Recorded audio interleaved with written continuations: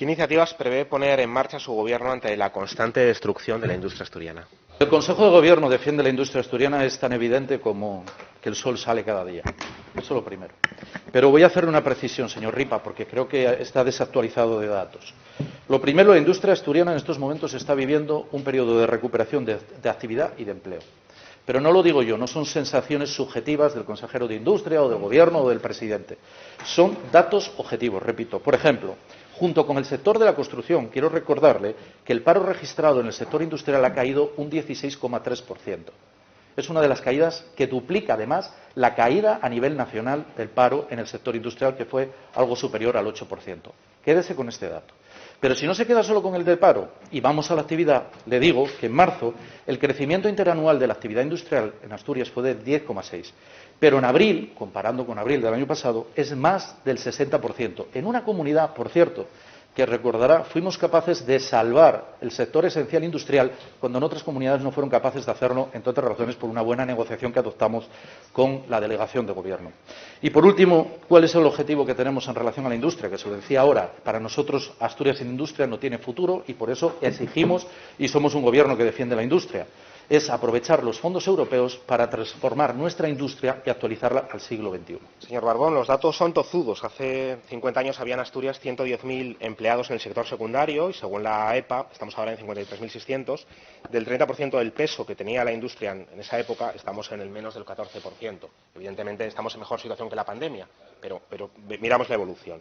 La imparable erosión de nuestro tejido productivo nos sitúa en una posición delicada, evidentemente, esta evolución, más dependiente del exterior, con más empleos vinculados al sector servicio, por lo tanto más precarios y más temporales, que tiene que ver con la precarización del empleo. Y le quiero mostrar esta imagen, yo creo que es expresiva, esto es del Ministerio de Transportes, estos datos.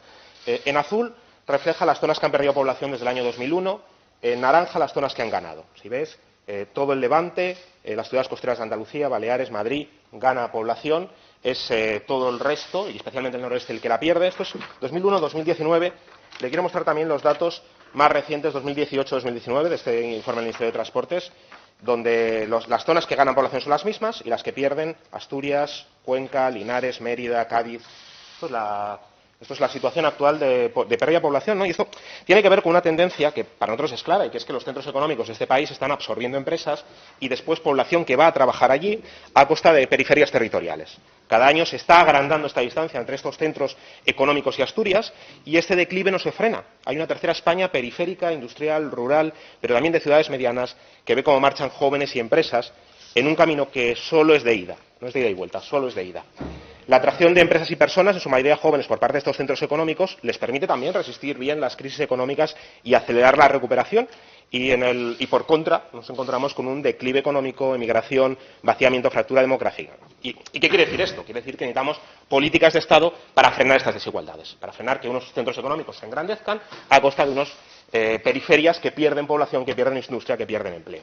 De hecho, el incremento de la factura eléctrica industrial en los últimos 6 meses, sin reformas estructurales, ese incremento revela que vamos en dirección contraria a donde tendríamos que ir. Nuestra situación se agrava además por la primacía de la economía especulativa. Mire, fondos de inversión especulativa que ya están en el sector agroalimentario, en residencias, en hospitales, empiezan a entrar en la industria. Y eso es un problema porque deslocalizan y especulan con empresas y con sectores y con industrias que son rentables y a pesar de ello deslocalizan. Hablemos de casos como Alcoa, Tenneco, Vesuvius. Y ahí el mensaje es que si no recuperamos de alguna manera ese control, vamos a seguir viviendo la incertidumbre, ¿no? Ante esto, ¿qué hacemos, señor Barbón? Yo creo que, y nuestro grupo pensamos que ya pasó el tiempo de los manifiestos, las alianzas, las fotos de grupo y todo aquello que no forme parte de una estrategia clara destinada a reconstruir nuestro tejido productivo. Se lo tengo que decir.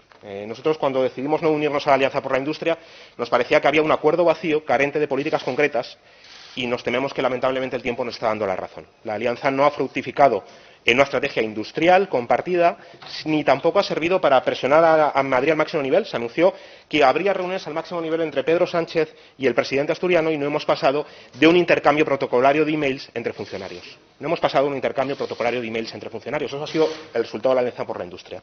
La falta de concreción es tan alarmante como la resignación ante la irrelevancia en Madrid.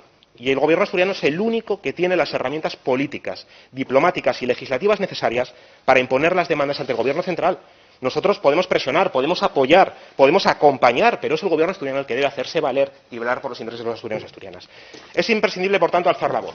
Pero alzarla para decir algo, no para quejarse simplemente, sino para poner sobre la mesa un plan sólido, creíble y verificable, ¿no? Y aquí estamos en el segundo problema. Hay una falta de plan y eso es el principal problema y compartimos los recientes análisis de comisiones obreras al respecto. Se lo tengo que decir, que manifestaba su preocupación ante la ausencia de una estrategia industrial sólida. Se necesitaban, decían, objetivos concretos, indicadores de evaluación, presupuestos asignados y una estrategia para llevarlo a cabo. La Consejería de Industria se asemeja a un barco sacudido por una tormenta, a la deriva, sin un capitán o capitana que marque el rumbo y con la tripulación saltando por la borda. En Asturias no hay política industrial de tal nombre. Me remito a las críticas que le refería anteriormente. Damos bandazos de uno para otro mientras los trabajadores están luchando en solitario por salvar lo que queda, ¿no? Salvarlo, lo hemos visto con los trabajadores de Alcoa. Mañana se van a reunir con los trabajadores de Alcoa. Nosotros lo decimos bien claro. Estamos con las demandas de los trabajadores de que la SEPI intervenga temporalmente en Aluibérica. No les mareen y acompáñenles en ese proceso, por favor. Porque a día de hoy da la impresión, y usted lo ha dicho, que el Gobierno simplemente está dejando pasar los meses a la espera de que los fondos europeos nos solucionen la papeleta. Y, sin embargo, les recuerdo, por ejemplo, la estrategia de transición justa contempla 300 millones de euros para varios territorios, que son, por cierto, la menor cuantía de los 10 bloques de los fondos económicos de transición y del Plan de Recuperación, de Transformación y Resiliencia, ¿no? Fondos que, si no llegan, repito, si no llegan y no se genera empleo, no tenemos una transición, sino que tenemos un cierre. En todo caso, tenemos que entender que toda España debe entender que la industria asturiana es estratégica, que hay una emergencia industrial y que hay que apoyar, que eso tiene que ver con la cohesión territorial. Tenemos que hacernos valer, hacer valer también con las multinacionales que vienen aquí, recogen subvenciones y hay que exigirles compromiso con el territorio. Tenemos que tomar notas con lo que no funciona, remodelar lo que sea necesario, sin trocear en partes la política industrial, identificar dónde están los estancamientos y poner en ese lugar personas con energía, capacitadas, con una estrategia con criterios definidos, con plazos, con responsables, con una financiación adecuada para el sector industrial. Le hemos propuesto un conjunto de leyes antideslocalización, le hemos propuesto que haya una participación pública en el sector industrial para frenar deslocalizaciones, le propusimos un fondo de rescate industrial, le pedimos que presione al Estado para que la SEPI entiende y integre en empresas estratégicas y, en cualquier caso, que hagamos una apuesta por la reindustrialización del país, por una política industrial. Gracias, señor Mario Ripa.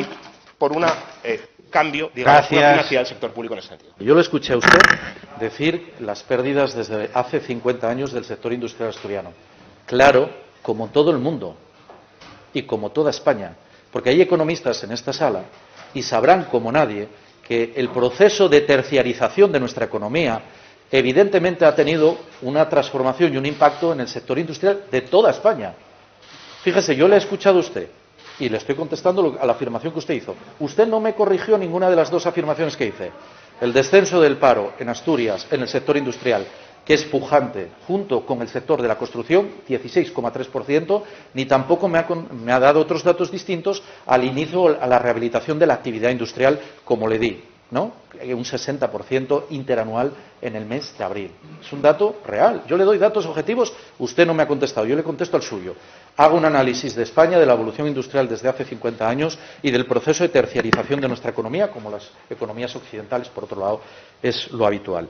En segundo lugar, mire, yo no acabo de entender qué papel quiere usted jugar, y se lo digo de corazón. Dice, la posición del Gobierno de Asturias. Es que la posición del Gobierno de Asturias está clara. Ustedes eso de la cita con Pedro Sánchez, no sé quién inventó tal cosa, pero es que nosotros siempre dijimos que los cauces de negociación son con la ministra de Industria y la ministra de Transición Ecológica. Y, por cierto, sabe que mañana de noche llega la ministra de Industria y, efectivamente, vamos a tener una reunión con Alcoa porque así lo negocié yo como presidente del Principado y lo pedí expresamente a la ministra, que vinieran aquí a reunirse con los trabajadores de Alcoa, aparte de otros muchos anuncios importantes desde el punto de vista de los fondos europeos, pero sobre todo también del sector turístico, que se olvidan de él, y que mañana, en este sentido, se anuncia el Plan Nacional relacionado con los caminos de Santiago en Oviedo, origen del camino. Y parece mentira, tenemos que ser nosotros quienes reivindiquemos esto. Esa ministra viene aquí a hablar con los trabajadores de Alcoa. Por tanto, yo le digo que si usted tiene tanta preocupación con el sector industrial, hace poco acaban de elegir a su nueva máxima dirigente, la nueva secretaria general, Ione Belarra, es ministra del Gobierno de España, y ya les he explicado en muchas ocasiones que formar parte de un gobierno no es esto es lo mío y lo demás no me importa, como si fueran sectores estancos. Cuando uno forma parte de un gobierno, tiene que saber que los acuerdos es un órgano colegiado y se adoptan de forma conjunta. Por tanto, si tanto interés tiene en materia industrial, lo que tiene que hacer es a su máxima dirigente decirle las cosas como son y exigirle que abra el debate en el Consejo de Ministros, como por otro lado hacemos nosotros. ¿O cree que la ministra de Industria viene sin más porque le apeteció en la agenda? Es algo que venimos negociando desde el Gobierno de Asturias. Y más visitas que habrá, porque es algo que nosotros venimos exigiendo. Por eso le pido claridad en las posiciones, porque no puede ser que juegue con todo. Cuando yo defiendo aquí que los fondos europeos los hay que utilizar sobre todo para la transformación económica de nuestras empresas, ustedes critican que estemos en manos de las multinacionales. Lo han dicho en esta Cámara, no lo he dicho yo. Cuando somos capaces de atraer actividades logísticas que ponen en el mapa, por ejemplo, el polígono de Boves, ustedes critican que Amazon se instale en Asturias. Y dicen que es que eso deteriora el comercio. Ah, no, y no deteriora el comercio que se instale en Zamora. ¿Pero en qué mundo vivimos? Yo lo que les pido es claridad de posiciones. Y mire, ustedes no quisieron estar en la Alianza por la Industria por sus contradicciones internas. Se lo voy a decir claramente. Por sus contradicciones internas. Porque hay otros agentes que están en la Alianza por la Industria y fijan sus posiciones, incluso críticas con nosotros. Ya está, no pasa nada. Para eso es el foro de debate. Y la estrategia industrial ahora la hay. Y como no se ha cansado de repetir el consejero de Industria, es un documento abierto, vivo, evolutivo, que pretende incorporar cada vez más actores. Pero ojo, usted se queda con quien no firmó, yo me quedo con quien sí lo firmó. Lo firmó la Universidad de Oviedo, es decir, la academia, la formación del talento en esta comunidad autónoma, lo firmó la Unión General de Trabajadores y lo firmó la Federación Asturiana de Empresarios. Usted prefiere quedarse con quien no firmó, yo prefiero destacar quién firmó e invito a quien no firmó a que se incorpore y mejore el documento.